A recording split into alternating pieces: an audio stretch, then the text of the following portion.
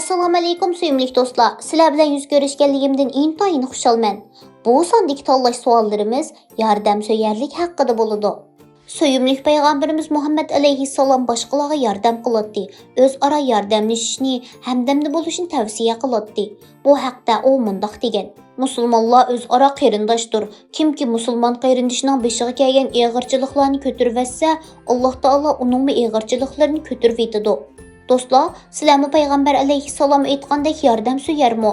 Buni bilmoqchi bo'lsanglar, qo'lingizga qalam olib, tanlash savollarini ishlab beqinglar. Birinchi savol: bir savodishingiz darsni yaxshi tushunamidi? U sizdan darsdan keyin yordam so'rasa qanday qilasiz? A. Darsni yaxshi anglagan bo'lsang bilalayting, deyman. B. Uningga kitobdan shu mazmunlarni ko'rsatib qo'yaman. C. Uningga bilginimcha tushuntirib qo'yaman.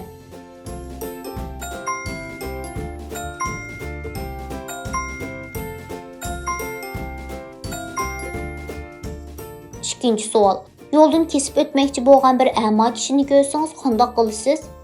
A. Uni tanimaganim uchun ketaverman, yo'ldan o'zi o'tsin. B. Uningga qarab turman, yiqilib ketsa yoki yordamga chaqirsa berib yordam qilaman. C. Yugurib yeniga boraman, men o'tkazib qo'yay deb qo'lini tutib o'tkazib qo'yaman.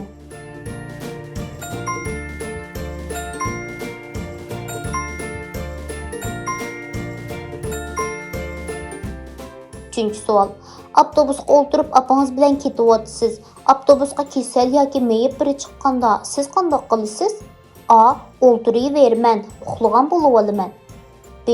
Avtobusdagi boshqa yo'lovchilarga qarayman, ularning o'rin bo'shatib berishini saqlayman. C. Darhol o'rnimni bo'shatib beraman.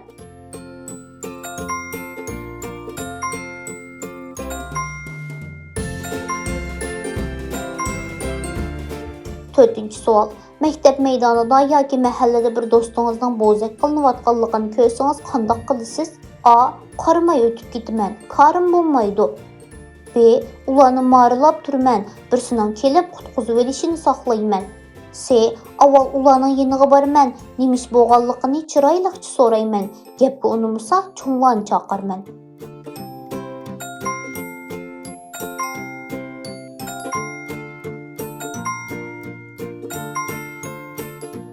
Beşinci savol: do'stlaringiz ko'chadagi bir mushukka tosh etayotgan bo'lsa qanday qilasiz? A.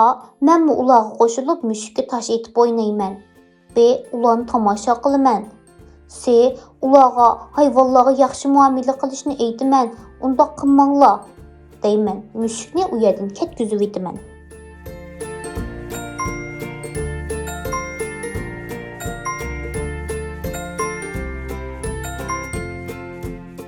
Altıncı savol: uyda o'yin o'ynab o'tiryapsiz. Apangiz sizga o'yinni ratlab eting desa qanday qilasiz? A. Anglamasqa selib o'yinimni o'ynayveraman. B. Apamga qopog'imni turaman. C. Darhol o'rnimdan turib o'yinni ratlayman.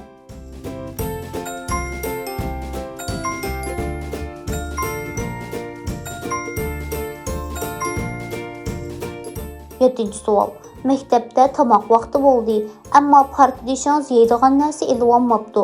Bu vaqtda qanday qilasiz? A. Tomoq ilib kelgan bo'lsa yeydi deyman, qaratib qo'yib tomog'imni yeyaveraman. B. O'rnimdan turib boshqa yerga berib tomoq yeyman. C. Tomoqdan uningga beraman.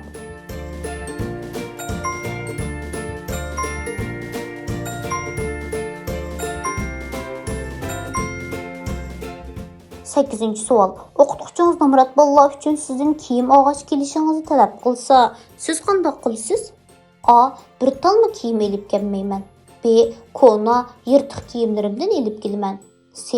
O'zimni u bolalarning o'rniga qo'yib boqaman, ularga eng chiroyli kiyimlarimdan olg'ach kelaman.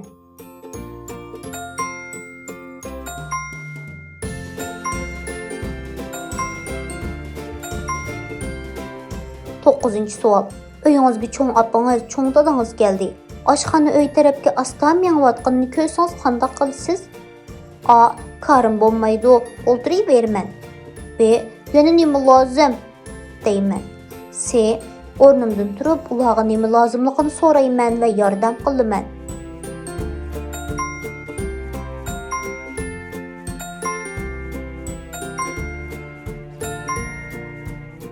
10-ci savol.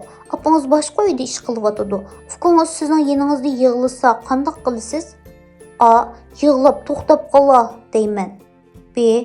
Apamni chaqirib, yig'isini past qilg'in deyman. C. Ukamning yoniga berib, nimishqa yig'laganligini so'rayman, yig'isini pasaytishga tirishaman.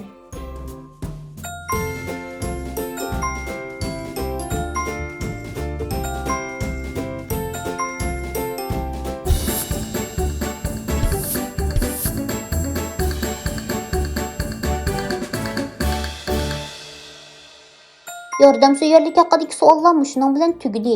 Endi javoblarni tekshirib boqaylik. Agar A javobni ko'p tanlagan bo'lsangiz, suyimli do'stim, yordamga ehtiyoji bor kishilarni ko'rganda o'zingizni ularning o'rniga qo'yib beqing. Shunday qilsangiz, ularga yordam qilish istagingiz kuchayadi. Qiyin bo'lsa-mu yordam qilishdan voz kechmang. Payg'ambarimizning yordamsevar ekanligini unutmang. Alloh taoloning jimi bandalarga yordam qiluvchi zot ekanligini unutmang.